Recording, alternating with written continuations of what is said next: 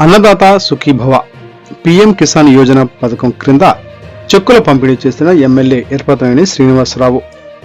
గత ఎన్నికలలో రాష్ట్ర వ్యాప్తంగా ఇచ్చిన సూపర్ 6 హామీల అమలులో భాగంగా రైతులకు ఇచ్చిన హామీ అన్నదాత సుఖీభవ పీఎం కిసాన్ యోజన పథకం అమలులో భాగంగా రాష్ట్ర వ్యాప్తంగా 46,85,838 మందికి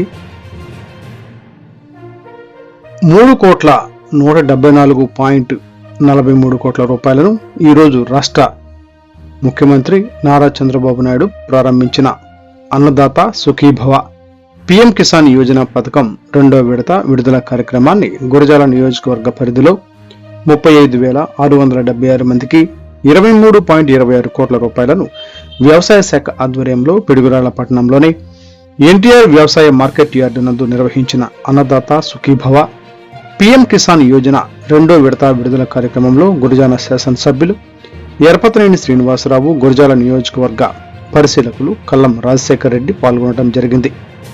ఈ కార్యక్రమంలో పిడుగురాళ్ల పట్టణంలోని ఎన్టీఆర్ వ్యవసాయ market yard chairman Toraka Veeraswamy, assistant director of agriculture Srikrishnadevarayalu, Piduguralla మండల వ్యవసాయ అధికారి సంధ్యారాణి, మాచవరం మండల వ్యవసాయ అధికారి రామమ్మ, దాచేపల్లి మండల వ్యవసాయ అధికారి వెంకటేష్, గురజాల మండల వ్యవసాయ అధికారి పుల్లారెడ్డి మరియు గురజాల నియోజకవర్గ పరిధిలోని మండల కన్వీనర్లు, పట్టణ అధ్యక్షులు, త్రాగునీటి సంఘాల అధ్యక్షులు, వ్యవసాయ శాఖ సిబ్బంది మరియు గురజాల నియోజకవర్గంలో రాష్ట్ర పార్లమెంటు నియోజకవర్గ, మండల, గ్రామ, వార్డు స్థాయిలో వివిధ హోదాలలో ఉన్న కూటమి నాయకులు, కార్యకర్తలు, మహిళలు, యువత పాల్గొనడం జరిగింది.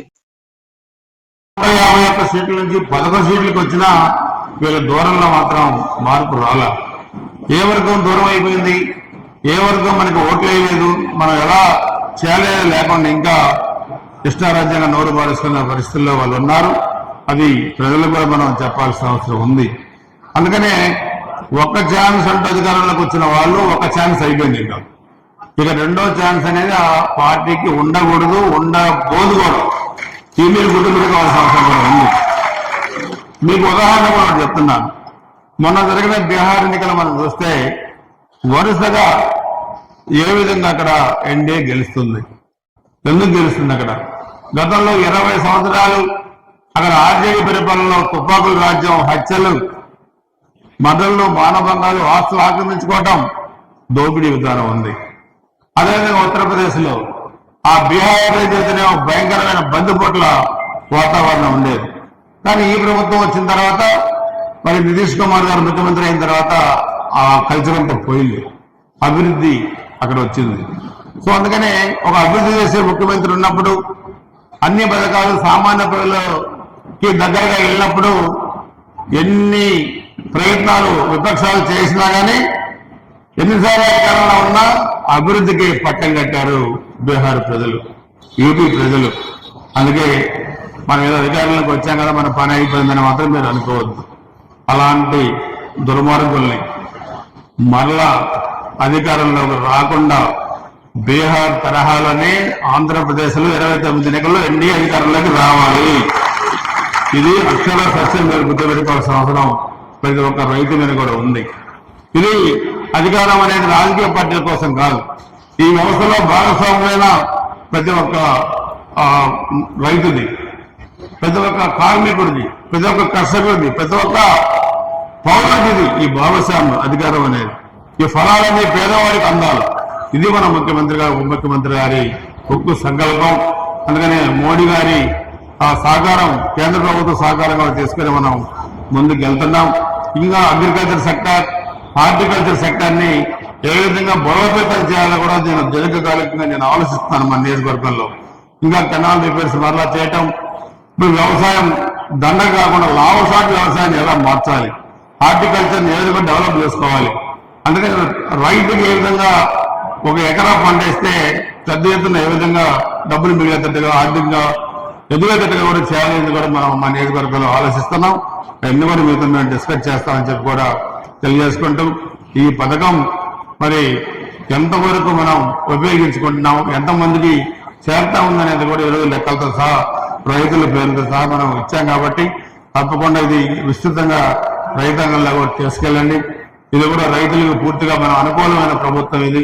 కాబట్టి ఆ 5 సంవత్సరాల ఒక ఆటవిక పరిపాలన నుంచి ఈరోజు మరలా మనం ఒక మంచి పరిపాలన, ఒక సుదీర్ఘ రాజకీయ అనుభవం కలిగిన ఒక ముఖ్యమంత్రి గారి నేతృత్వంలో ఈ రాష్ట్రం అభివృద్ధి పదంలో అరాచకం లేకుండా అభివృద్ధి పదంలో ముందుకెళ్తా ఉంది. కాబట్టి ఈ ప్రభుత్వాన్ని ఎప్పుడు కూడా మనం ఆశీర్వదించాలి, దీవించాలని చెప్పి కూడా తెలియజేసుకుంటూ, ముఖ్యంగా ఏడీ గారు, అగ్రికల్చర్ ఆఫీసర్లు, హార్టికల్చర్ ఆఫీసర్లు, అదేవిధంగా మన మార్కెట్ యార్డ్ చైర్మన్లు అందరూ కూడా కలిసికట్టుగా ఈ వ్యవసాయం దీని మీద కూడా ఇంకా దృష్టి సారించి రైతులకు ఏ విధంగా మనం మేలు చేయగలుగుతామో దాన్ని కూడా ఆలోచిస్తున్నామని చెప్పి కూడా తెలియజేసుకుంటూ, ఈ కార్యక్రమంలో పాల్గొన్న మీ అందరికీ కూడా పేరు పేరు హృదయపూర్వక నమస్కారాలు, ధన్యవాదాలు తెలియజేస్తూ సెలవు తీసుకుంటున్నాను. జై హింద్. రాష్ట్ర వ్యాప్తంగా గౌరవ ముఖ్యమంత్రి గారు అన్నదాత సుఖీభవ కార్యక్రమం ద్వారా దేశవ్యాప్తంగా ప్రధానమంత్రి గారు పిఎం కిసాన్ పథకం ద్వారా రైతాంగానికి కేంద్ర ప్రభుత్వం నుంచి 2,000 రూపాయలు, రాష్ట్ర ప్రభుత్వం నుంచి 5,000 రూపాయలు, ఇది 2వ విడత ఈ కార్యక్రమాన్ని మనం నిర్వహించుకుంటున్నాం. ఈ రోజు మన నియోజకవర్గంలో 35,676 మందికి 23,26,00,000 రూపాయలు ఈరోజు జమ అవుతా ఉన్నాయి. అదేవిధంగా లాస్ట్ టర్మ్ ఫస్ట్ నెలలో 35,595 మందికి 25,92,00,000, అంటే దాదాపుగా 50 కోట్లు ఒక నియోజకవర్గంలోనే ఈ పథకం కింద మా రైతాంగానికి రావడం జరిగింది. మనం చూస్తే ఈ పథకాలన్నీ కూడా సూపర్ 6 అమల్లో భాగం. అదేవిధంగా రైతాంగ ప్రయోజనాలు దృష్టిలో పెట్టుకొని ఇవన్నీ కూడా మనం చేయడం జరిగింది. 19-24 మధ్య ఆ రోజున వైసీపీ ప్రభుత్వం రైతాంగ ప్రయోజనాల్ని తుంగలో తొక్కి కనీసం కెనాల్ రిపేర్స్ చేయలేదు, రోడ్లు వేయలేదు, రైతులకి పనిముట్లు ఇవ్వలేదు, రైతు రథాలు ఇవ్వలేదు, ఫర్టిలైజర్ ఇవ్వలేదు, పెస్టిసైడ్స్ ఇవ్వలేదు. ఏ ఒక్క అగ్రికల్చర్ సెక్టర్లో కానీ హార్టికల్చర్ సెక్టర్లో కానీ ఏ ఒక్క పథకం కూడా రైతులకి ఇవ్వలేదు. అసలు ఈ డిపార్ట్మెంట్లో ఉన్నాయా లేవా అనేది కూడా రైతులకి తెలిసే పరిస్థితి లేదు. కానీ మరలా మన ఎన్డీఏ ప్రభుత్వం వచ్చిన తర్వాత ఈ కార్యక్రమాలన్నీ కూడా మనం చేస్తున్నాం. మన ప్రభుత్వం రాగానే 5 సంవత్సరాలు చేయని కెనాల్ రిపేర్స్ మనం చేశాం. మరలా ఈరోజు గ్రామాలకు కూడా కొంత అమౌంట్ ఇచ్చాం.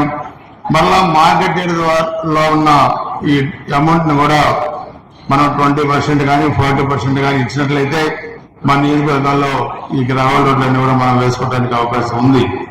అగ్రికల్చర్ మార్కెట్ కమిటీల ద్వారా ఇప్పుడు మనం సీసీ తిరుమల ద్వారా కాటన్ కొనుగోలు కేంద్రాలు మనం 3 చోట్ల మన నియోజకవర్గంలో పెట్టాం. మద్దతు ధర 8,110 రూపాయలు మద్దతు ధర ఉంది. అదేవిధంగా ప్యాడీ కానీ చిల్లీస్ కానీ అవి కూడా మనం కొనబోతున్నాం. ఫర్టిలైజర్స్ ఇస్తున్నాం, పెస్టిసైడ్స్ ఇస్తున్నాం, సీడ్స్ ఇచ్చాం. ఇవన్నీ మనం చూస్తే రైతాంగ ప్రయోజనాలను దృష్టిలో పెట్టుకొని మన ప్రభుత్వం ఏ విధంగా పనిచేస్తుందో మన ముఖ్యమంత్రి గారు కానీ ఉప ముఖ్యమంత్రి పవన్ కళ్యాణ్ గారు కానీ భారతీయ జనతా పార్టీ ఈ 3 పార్టీల కలయిక ఎన్డీఏ మన ప్రభుత్వం బాగా పనిచేస్తా ఉంది. అన్ని వర్గాల ప్రజల సంక్షేమాన్ని దృష్టిలో పెట్టుకొని మన ప్రభుత్వం పనిచేస్తా ఉంది. అరాచకం మన ప్రభుత్వంలో లేదు, అభివృద్ధి మన ప్రభుత్వంలో ఉంది.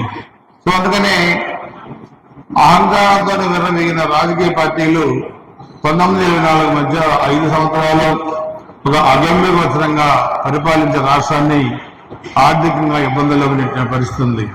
పథకాలు ఒకటి కూడా రాలేదు.